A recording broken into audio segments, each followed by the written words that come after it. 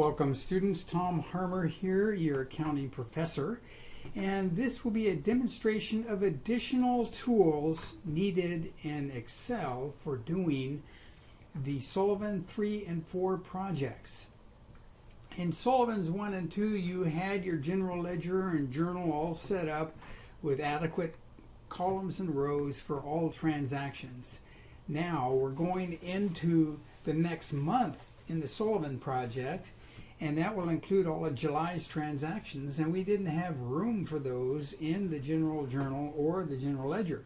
So this is a demonstration of how to insert those rows as needed. I'm using the general ledger to illustrate that. So here we go. We got two circumstances. One is where the general ledger account has got transactions all the way to the last line. And then we have another one, which is the easier one, which is where we have a blank line still in the general ledger account. So let's do that one first. To install rows in this account, I click and hold down my left button and my mouse and drag down for the number of rows that I want.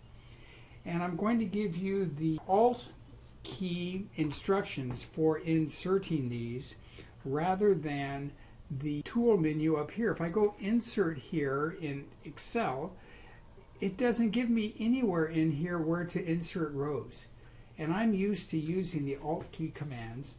And so as you can see up here, I've got Alt-IR, inserting rows. That's Alt, I hold down the Alt key and then I hit the I and the R and it's going to insert the rows. So I've highlighted the rows, Alt-I and then R, boom. And there's my new rows. So I'm ready. See, it's copied all of the bordering formats within that. Now, I come up here and I want to insert some rows in my cash account here, but my last row has a transaction in it. So I go Alt-IR, boom, and you see it pulls that last transaction down. The only way to correct this is to just re-enter that last transaction, 7F900, and then you see, now if you have created formulas over here, and when this thing was given to you, you may have been using the calculator to calculate these, but hopefully you've learned your formulas well enough. I have here a formula that goes G11, which is right here, G11, plus E12 minus F12. So whether it's a debit or a credit, it's going to give us the proper next balance. So if I copy this, Control C, and then hold down my Shift key, that's one way to do it. Or of course, I'm going to undo that, Alt EU for undo.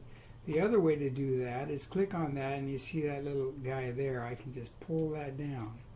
Now I only need it. We know that a cash account only has debit balances, so therefore that's the only place I need a balance formula. So there you go. Now I'm set up for entering new transactions, and what I need to do here, I can just click on that row and hit the delete key to delete the transaction, but it doesn't delete the bordering format. So those are your instructions for increasing the number of rows in the general ledger. Same tool can be used in your general journal.